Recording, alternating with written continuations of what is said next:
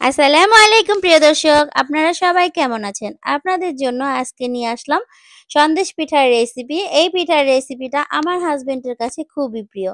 সবচাইতে বেশি ভালোবাসে মানে এই পিঠাটা এত বেশি পছন্দ। তো এটা আমি কিন্তু কয়েকদিন পরই বানিয়ে খাওয়াই আমার হাসব্যান্ডকে।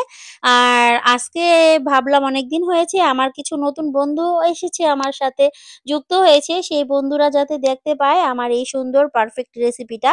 এত সুন্দর করে ফুলকো তেলের পিঠা বানিয়েছি। কিছু এলাকাতে এটাকে তেলের পিঠা বলে, কিছু এলাকাতে সন্দেশ পিঠা বলে। তবে আমাদের এলাকাতে এটাকে সন্দেশ পিঠা বলে। তো এই পিঠাগুলো দেখুন কতটা সুন্দর করে আমি বানিয়েছি। একদম ফুলকো পারফেক্ট ভাবে বানাতে পারি আমি। আমার রেসিপিটা যদি সম্পূর্ণ কেউ ফলো করে এই পিঠাগুলো বানায়, তার প্রতিটা পিঠাই এরকম ফুলকো হবে। এটা আমি গ্যারান্টি দিয়ে বলতে পারি।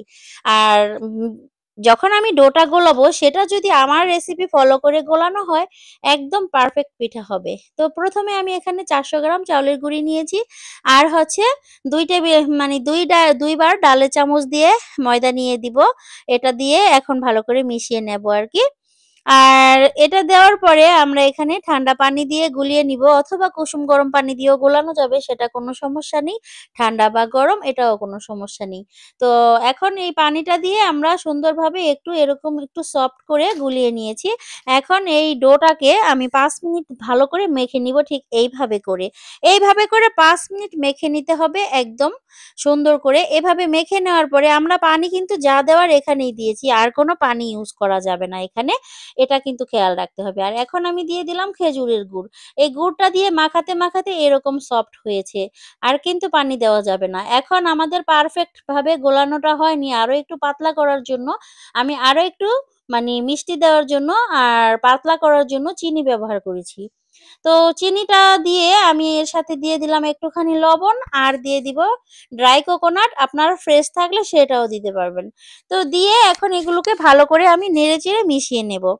আর এই যে ব্যাটারটা এটা কিন্তু ঠিক এরকম হতে হবে।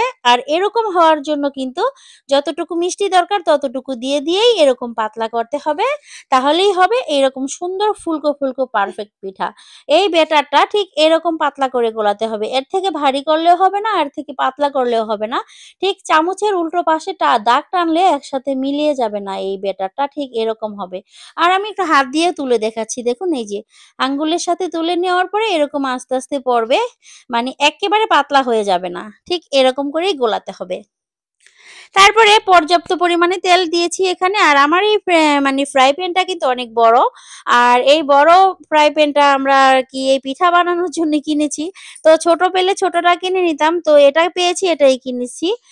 আর এটা একটু গর্তওয়ালা ফ্রাই প্যানটা। সেজন্য এই পিঠা ভাজার জন্য স্পেশাল ভাবে এই ফ্রাই প্যানটা আমরা কিনেছি। তো এটার সাথে এই তেলের কোনো কিছু ভাজলে এই যে উপরে রেখে দেওয়া যাবে, স্ট্যান্ড আছে সাথে। তো এটা আমি আগেই সেট করে নিয়েছি। তারপরে এই যে পিঠাটা দিয়ে দিয়েছি দেখুন। এখন এই পিঠাটা সম্পূর্ণ ফুলে ওঠা পর্যন্ত আমি ক্যামেরাটা ঠিক এইভাবেই ধরে রাখবো। এখান থেকে কিন্তু সরাবো না। আপনারা তাহলেই বুঝতে পারবেন আসলে কতটা পারফেক্ট হয় আমার পিঠাগুলো। ১ম বারেই কিন্তু একদম পারফেক্ট হয়। একদম ১ম থেকে এরকম সুন্দর আর এরকম ফুলকো পিঠা হবে। এক্কেবারে ফুলে টইটুম্বুর হয়ে যায়। ঠিক এরকমই হবে। এই পিঠাগুলো বানানোর জন্য কোনোই টেনশন নিতে হবে না। যেভাবে আমি গুলিয়েছি ঠিক এরকম করে গোলালেই এই পিঠা এরকম সুন্দর করে সবাই বানাতে পারবেন। এটাতে কোনোই ভুল হবে না। তো যাই হোক, এই পিঠাটা এখন আমি উল্টিয়ে পাল্টিয়ে একটু গোল্ডেন কালার করে ভেজে নেব। এইটা এই যে দেখুন ঠিক এরকম যখন হবে অপর পাশটাও আরেকটু ভেজে নিতে হবে। তারপরে আমরা তুলে নিব।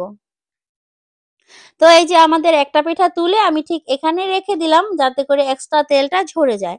তারপরে আমি আরো একটা পিঠা দিয়ে দিলাম। তো এভাবে করে আসলে সবগুলো পিঠাই আমি বানিয়ে এই স্ট্যান্ডের মধ্যে ঝরিয়ে একটু পরে তুলে নিব। এভাবে করে সবগুলো পিঠা আরকি বানিয়ে নিতে হবে। আর সবগুলো পিঠাই আমার কিন্তু পারফেক্ট ভাবে ফুলে উঠেছে। অনেক সুন্দর হয়েছে। তবে আমাদের অনেকগুলো পিঠাই হয়েছিল। আর পিঠাগুলো খেতে হয়েছিল ভীষণ মজাদার, খুবই সুস্বাদু আর টেস্টি। তো এরকম সুন্দর পিঠা আপনারা কিন্তু সবাই বানাতে পারবেন আমার রেসিপি ফলো করলে। আর আমার রেসিপির মতো এরকম সুন্দর রেসিপি পেতে হলে যারা আমার চ্যানেলটাকে এখন পর্যন্ত সাবস্ক্রাইব করেননি, অবশ্যই সাবস্ক্রাইব করে সাথে বেলটাকে বাজিয়ে রাখবেন যাতে করে আমি নতুন ভিডিও আপলোড করার সাথে নোটিফিকেশন পৌঁছে যায় আপনাদের কাছে। তো এই যে দেখুন প্রথম পিঠাটা আমি এখানে রেখে দিলাম আর পিঠাটা কিন্তু অনেক গরম আছে এখনো। সেটাই আপনাদেরকে একটু দেখালাম কি পরিমাণ ফুলেছে। তো সবগুলো পিঠাই আমি ভেজে নিয়েছি। পিঠাগুলো আমাদের হয়ে গিয়েছে। আর আমরা মানুষ হচ্ছি ৫ জন। তবে আমাদের ছোট, ছোট বাচ্চা আছে ৩ জন। আর আমি হাসব্যান্ড আর আমি। তো আমরা ২ জনেই পিঠাগুলো খাবো। আমাদের বাচ্চারা তেমন একটা পিঠা পছন্দ করে না। তো সেজন্য এই যে এই পিঠাগুলো এই কটাই বানিয়ে নিয়েছি। তো এগুলোই আমাদের জন্য এনাফ। আর পিঠাগুলো আপনাদের কার, কার কাছে ভালো লাগছে? যদি আপনাদের কাছে একটু হলেও ভালো লেগে থাকে, তাহলে অবশ্যই কিন্তু কমেন্টের মাধ্যমে আমাকে জানাবেন।